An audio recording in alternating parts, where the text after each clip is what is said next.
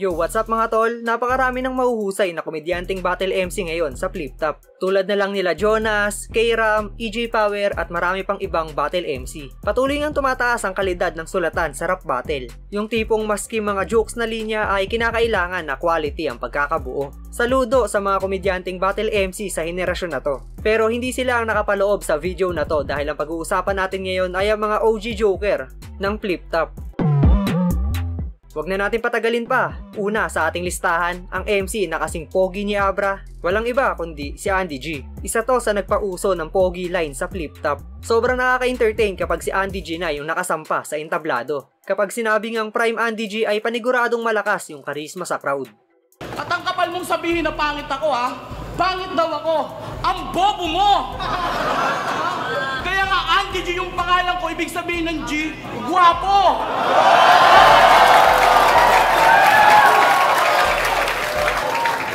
At yung pagiging guwapo ko, tulwag mong ginagawang topic, hindi mo alam kung gaano ka-toxic. Pagbaba ko ng stage, yung mga chick nagpapanik, sunod-sunod yung nagpapapik, may nagnanakaw pa ng halik.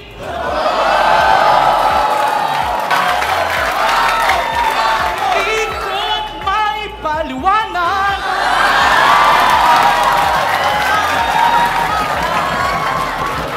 Mga babae, ako palagi ang hinahanap.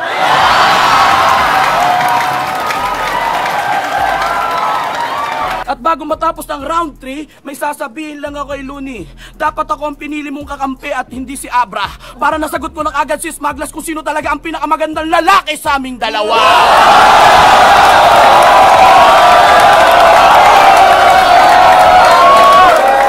Sunod, Basilio. Palaging classic yung 2x2 run nila ni Crazy Mix. Ang madalas ngang flow ng Team CB ay si Crazy Mix ang taga-setup habang si Basilio naman yung bibitaw ng punchline. Dahil mas nagiging malakas yung dating o mas nagiging epektibo yung lines kapag siya na yung nagsabi, especially kapag jokes yung linya. Minahal din agad siya ng mga taga-subaybay ng liga kahit pa isa lang yung naging battle niya sa one-on-one.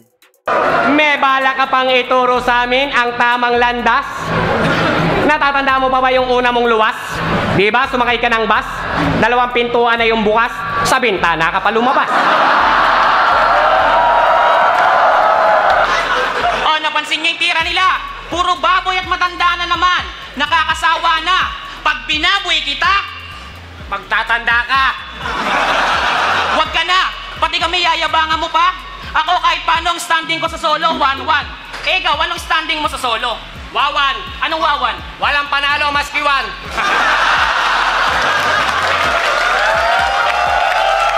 Sa pangatlong pahina, Camel Toe. Ito, saglit lang yung naging karera niya sa liga. Pero kahit na ganon ay sumikat pa rin yung mga linyahan niya at madalas itong marinig sa mga computer shop way back 2010. Kakaiba rin to mag-deliver ng punchline, kalmado lang pero may dating. Kung akong tatay mo matagal na kitang nilason, kamukha mo yung mga bata na chinita ni Michael Jackson. Ako mauna sa battle ito kasi bakla yung kalaban ko. Yo! Ang dali mong basahin parang pang batang libro. Alam ko ng estilo ng jologs na to. Pagpapatawa parang pang comedy bar na bakla. Hip-hop battle to pare, hindi Eat Bulaga. Yo, pero aminin ko, iniidolo kita at masarap kang pakinggan. Kasing sarap ng nanay mo na sinip ako kakabilang. Syempre, kasama rin dito ang nag-iisang Delo. Magkahalong sulat at freestyle, yan ang sandata ni Delo noong nag-uumpisa pa lang ang liga. Pero naging epektibo pa rin yung ganoong estilo niya. Sino ba naman ang makakalimot sa Delo versus Target, Delo versus Batas at Delo kontra kay Zaito? Mga legendary battles yan sa Flip Top. At anong sinasabi mong Belo, baka kalayan? Tingnan mo yung mukha mo, sambagawayan!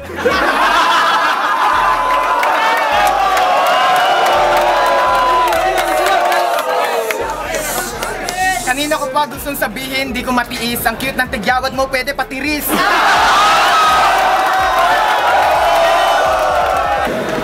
Nagpunta ako sa Indang 13. Yung mga halaman malalago. Sa kakaisip ko sa mukha mo, lumabas yung kakambal mo. Sabi niya, Tok!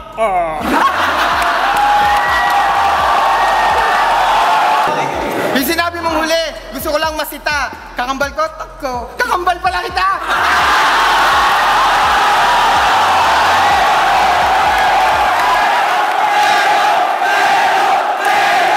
Para sa pang-5 at pang-6 na pwesto, ang solidong tandem ni One Lazy at Harlem. Eto, malupit din bumitaw ng jokes ang bawat isa sa kanila.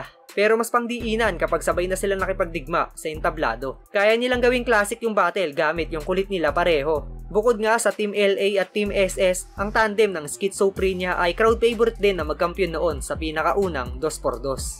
Kasi sobrang makakalimutin mo, kala ng nanay mo sintu-sintu ka nung sinilang kasi high school mo na nakabisado yung lupang hinira. Sobrang makakalimutin mo nung bata ka, hirap ka matulog kasi lagi mo nakakalimutan kung ilan yung tupang binibilang.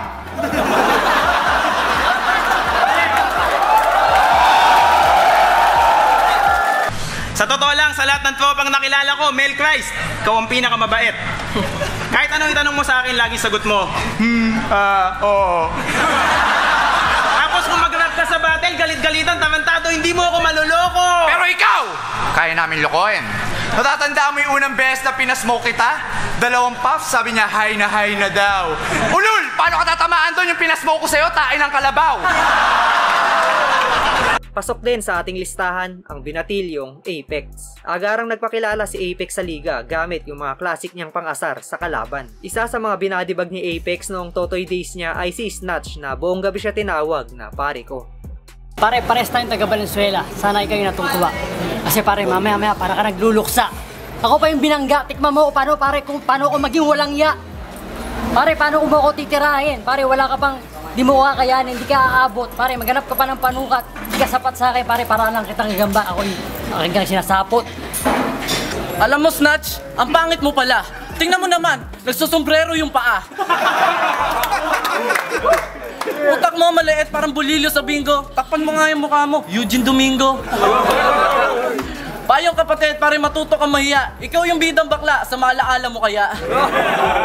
Ang ganda ng pormahan mo pare, ano ka, Meksikano? Bading ka nga siguro kasi kala mo sexy ka, no? Etong si Andy G, wannabe na Android. Ngipin mo may cavity, tenga mo may honeybee.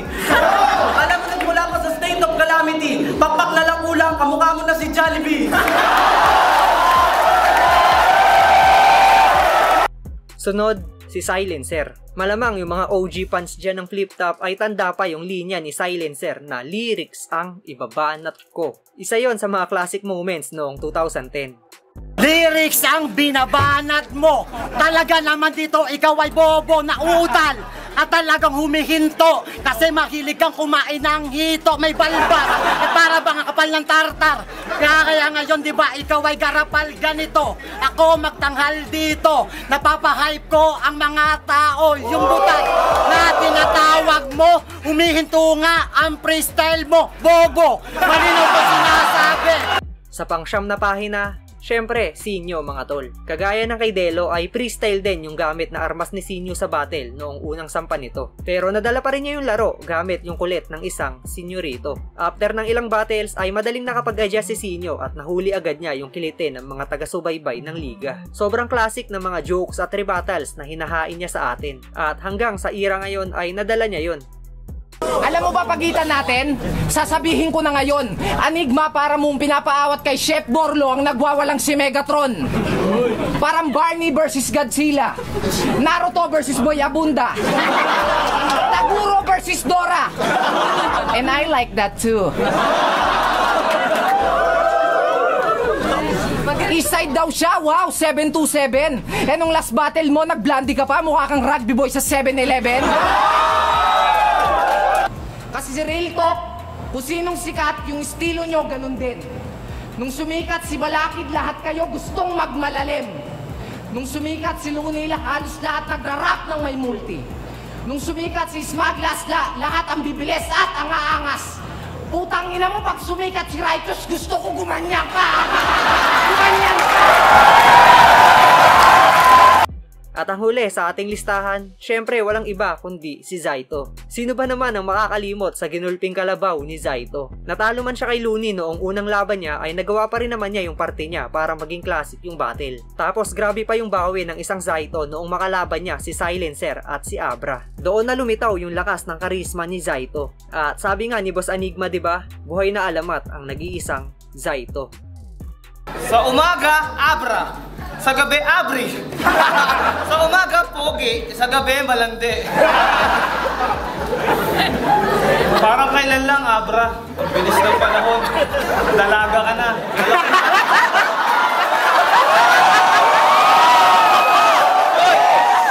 Dalawa na nga yung regalo ko para sa'yo. Ito, pangontra sa regla, pangarap mo na bra.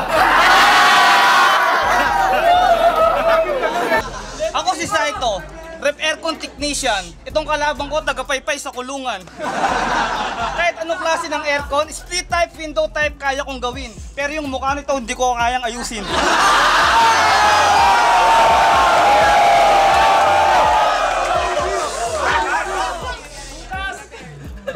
Kailangan kita.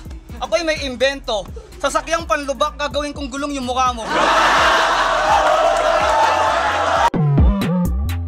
At ayan nga ang top 10 OG Joker sa Flip Top. Kayo mga tol, sinong top 10 OG Joker nyo? Pwede nyo yan i-comment sa ibaba at babasahin nating lahat yan.